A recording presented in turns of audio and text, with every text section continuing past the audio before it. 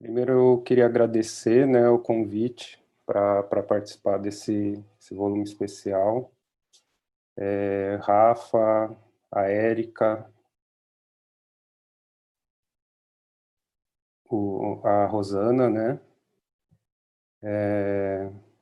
E também ao Pedro e ao Fritz, ao Fernando Becker, porque no Brasil foram eles que começaram essa história, né? Então, a nossa ideia é trazer um histórico, né? Como que a ecologia de paisagens passa dessa perspectiva de ecossistema terrestre para o ecossistema aquático e de que forma isso pode ajudar a gente nos estudos de riacho, né? Então, a ideia desse capítulo é um capítulo bastante conceitual mesmo, né? Então, essa nossa estrutura, que é uma introdução, a gente fala sobre os conceitos de ecologia de paisagens, fala sobre geomática, as escalas espaciais e temporais, né, nos estudos de riacho. Fala um pouco sobre ecologia de paisagens como ferramenta para o estudo dos impactos antrópicos em riachos, que tem sido a grande frente de utilização dessa ferramenta, né? E uma conclusão, perspectivas, né? Então, algumas definições, a gente traz as definições de ecologia de paisagens na introdução, então a gente traz duas principais aqui, uma do Jean-Paul Metzinger, que seria estudo da estrutura e função e dinâmica de áreas heterogêneas compostas por ecossistemas que interagem entre si. E segundo Turner Gardner, 2015, interação entre padrões espaciais e processos ecológicos, isto é, as consequências da heterogeneidade espacial através de várias escalas, né? A base teórica da ecologia de paisagens é toda desenvolvida em ecossistemas terrestres, né? A partir dos estudos de dinâmica de populações, de ocupação territorial de, de paisagens, né, ocupação humana, tem um histórico bastante antigo, tem duas escolas dentro da ecologia de paisagem, né, uma escola mais geográfica, que surge na Europa, e depois uma escola mais ecológica, que surge nos Estados Unidos. Isso a gente explica também, fala um pouco na introdução. Mas em ambas essas abordagens, né, por ter essa base nos ecossistemas terrestres, os rios e riachos são vistos como elementos da paisagem, né? São elementos lineares limitados por suas margens e separados dos demais elementos da paisagem. Mas a gente sabe que não é assim, né? A gente sabe que rios e riachos são ecossistemas complexos, são heterogêneos, e eles trocam matéria, organismo e energia por várias vias, né? Como o Ward traz na década de 80, 1980, quando ele fala sobre as quatro dimensões do ambiente aquático, né? Então, que são essas quatro dimensões? São essa dimensão lateral, a troca entre canal e zona ripária, a longitudinal, cabeceira, no sentido cabeceira estuário, então, movimentação dos indivíduos e a oferta de recursos a partir da montante, no sentido montante-jusante. Vertical, que é essa interação atmosfera-canal-aquífero, e a temporal, que está ligado a processos evolutivos da drenagem, né, históricos evolutivos da drenagem, e de variação histórica da paisagem. Nesse sentido, né, para trazer essa complexidade para essas paisagens fluviais, né, que é como Faust começa a chamar em 2002, tem esse trabalho clássico dele que começa a conceituar, precisamos olhar para esses ambientes da mesma forma que olhamos para os ambientes terrestres, né? Então, eles também são paisagens com unidades que interagem entre si em diferentes escalas, né? Fala sobre a evolução dos sistemas de informação geográfica e do sensoriamento remoto e como que isso ajudou o desenvolvimento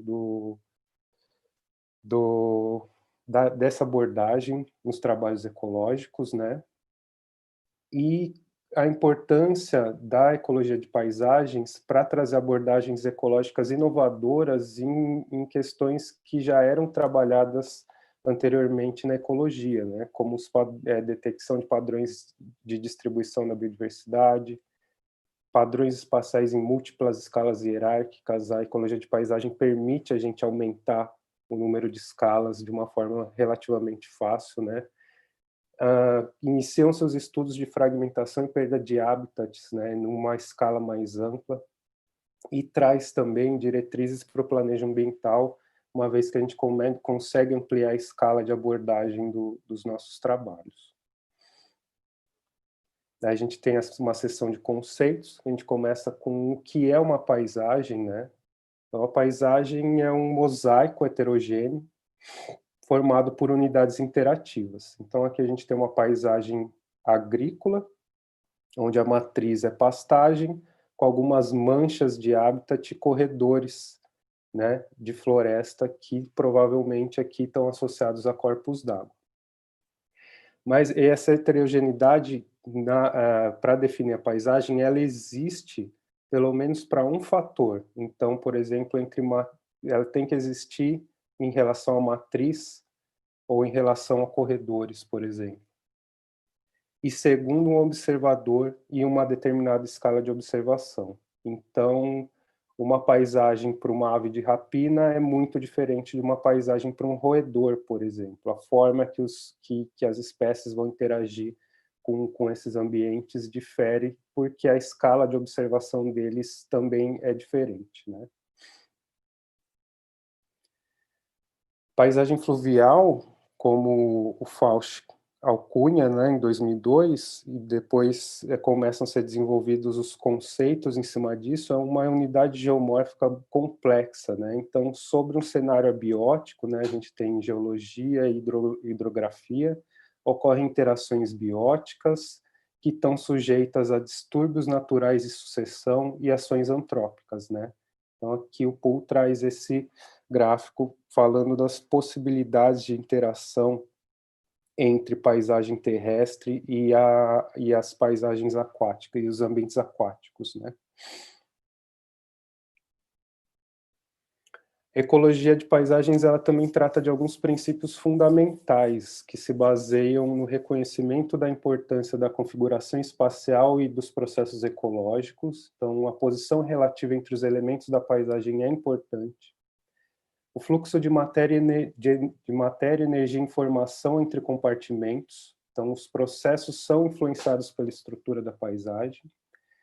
A avaliação de extensões espaciais maiores do que as abordadas em estudos ecológicos tradicionais. Então, a gente tem visto, nesses últimos 2 dias, várias escalas de estudo, né, partindo desde indivíduo até uma escala de bacia. E então a ecologia da paisagem vem para integrar um pouco essas abordagens, né? E também a importância dos seres humanos como agentes de transformação das paisagens. Então a gente começa a inserir a atividade humana como uma variável importante nos trabalhos de ecologia de riacho. Então, a gente traz essa tabela, né, de termos e conceitos, né, que é bem importante. A gente nota que tem muita confusão em relação a alguns termos, né? Então a gente trouxe isso para facilitar. Fala um pouco sobre geomática no estudo das paisagens fluviais, né? E o que é geomática, né? Geomática é um campo de atividades que usa uma abordagem sistemática para integrar a aquisição de dados espaciais, seja ela direta ou remota. Então, direta, coleta das coordenadas geográficas, e remota, o uso de imagens de satélite e modelos de elevação. Para a produção de dados espaciais, né? Então, a partir da coleta das coordenadas, a gente plota nossas unidades amostrais. A partir das imagens de satélite, a gente pode derivar mapas temáticos de uso e cobertura do solo e dos modelos digitais, modelagem de bacias e redes hidrográficas.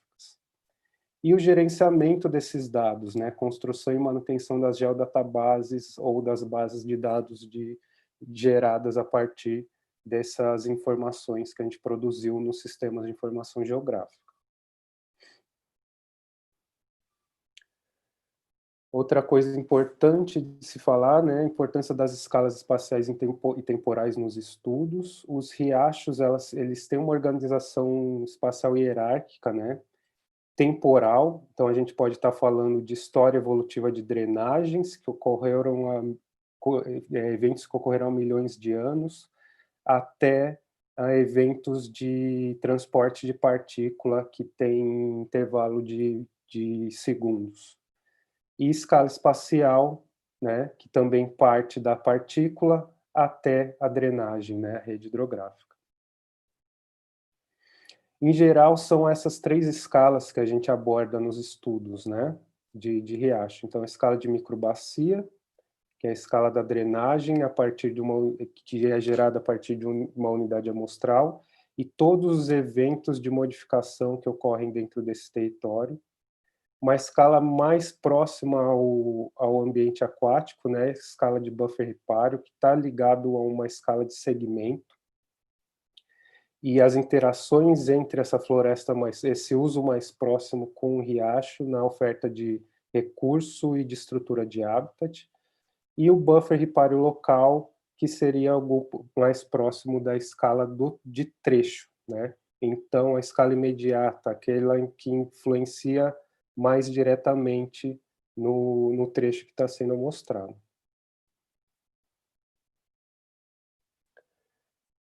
E essa paisagem também vai influenciar a estrutura e função dos riachos através dessas diferentes escalas espaciais, né? Então, a gente tem essa figura clássica do trabalho do Alan, de 97, que mostra que as escalas menores estão aninhadas nas escalas maiores, e elas são influenciadas por processos que ocorrem em escalas mais amplas, né? E aqui ele traz um exemplo de como seria a influência da floresta nas diferentes escalas. Então, o sombreamento teria uma influência muito maior em escalas mais locais, né, no microhabitat, enquanto a regime hidrológico, a floresta estaria mais associada a uma escala mais ampla de bacia hidrográfica, né? Transporte de matéria orgânica, entrada de matéria orgânica ocorreria mais em escalas de segmento, com mais importância, escalas de segmento e trecho, né?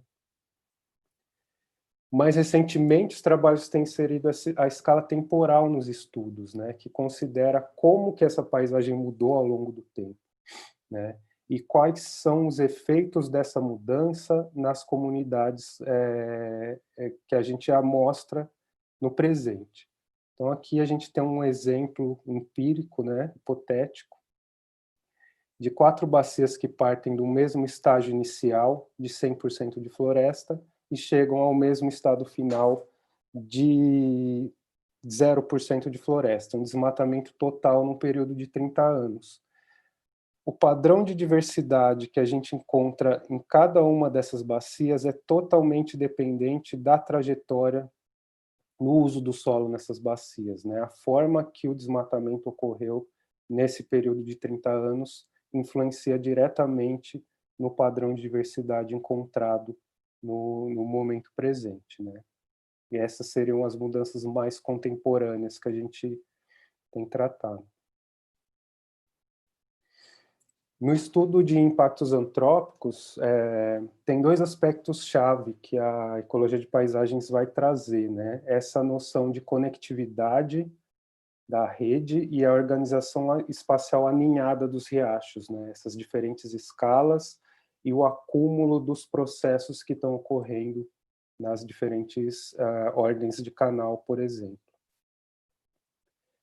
A gente pode estudar impactos locais, as diferenças relacionadas a impactos mais locais em áreas mais distantes, como, então, por um exemplo aqui, é comparar o desmatamento na zona ripária local, mas na escala de trecho, com os desmatamentos que ocorrem a montante da microbacia, né? Como que isso afeta a ictiofauna?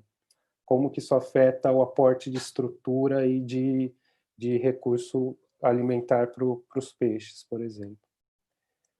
A gente pode estudar efeito cumulativo dos impactos ao longo das drenagens. Então, um exemplo que o Jansen citou na segunda-feira, inclusive, que é o impacto dos pequenos barramentos causados pelo cruzamento de estradas, né? A gente sabe que isso é uma coisa bastante recorrente, né? Recentemente o Camilo, quando ele teve fazendo doutorado no laboratório da Lilian, mapeou aqui na região noroeste do estado de São Paulo mais de 7.000 barramentos em 2013, né? Pequenos barramentos, pequenos açudes, a maioria deles causados por cruzamento de estradas rurais, né? Qual que é o impacto disso no deslocamento, na dispersão dos indivíduos e no próprio fluxo de nutrientes, né? Na disponibilização de nutrientes ao longo do curso d'água. A gente também pode estudar um efeito cumulativo temporal, né? Como que as mudanças na paisagem ao longo do tempo interferem no estado de estabilidade das comunidades, em que ponto a gente passa de comunidades mais equitativas para comunidades com espécies dominantes, e também o débito de extinção, né? Como que as espécies declinam ao longo do tempo, como as populações declinam ao longo do tempo em decorrência das alterações da paisagem.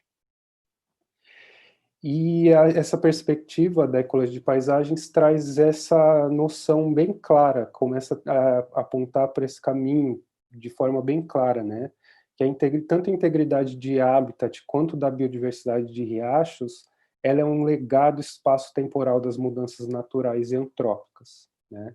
Então, em algum momento, a gente passa a notar que não só olhar para a paisagem no presente vai responder nossas questões, a gente começa a ter que olhar para trás em como que mudou essa paisagem ao longo do tempo. E na conclusão, a gente fala um pouco sobre essa possibilidade que essa abordagem traz de representar a complexidade do mundo real no desenho amostral, né?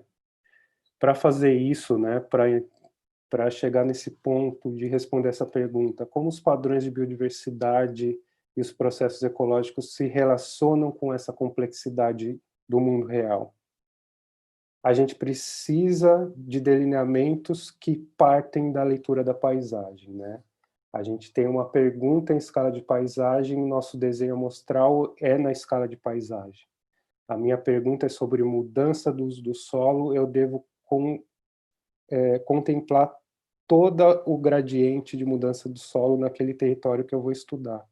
A minha pergunta é sobre mudanças temporais da paisagem, eu preciso incluir no meu desenho amostral a mudança temporal para eu abarcar dentro do meu gradiente, dentro das minhas réplicas, toda essa variação que a gente encontra na paisagem, né? E a partir daí as predições vão ficar mais claras, as hipóteses ficam mais robustas, né? Apesar dessa abordagem de ser, já ter quase 20 anos, né, aqui no Brasil, com os trabalhos do Pedro e do Fritz, a gente teve um gap muito grande de tempo, né, um espaço de tempo muito grande entre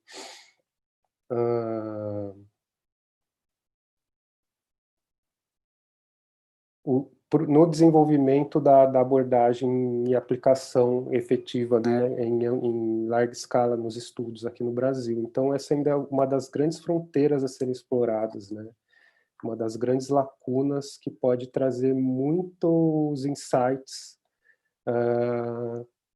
Eu acredito que para todas as abordagens que a gente tem nesse livro, né, a gente consegue encaixar todas elas dentro de alguma dessas escalas de paisagem e ampliar a territorialidade dos efeitos, né, que a gente tem estudado. Então é isso, queria agradecer novamente os organizadores, Érica, Rosana e Rafa, e está aberto para conversa agora.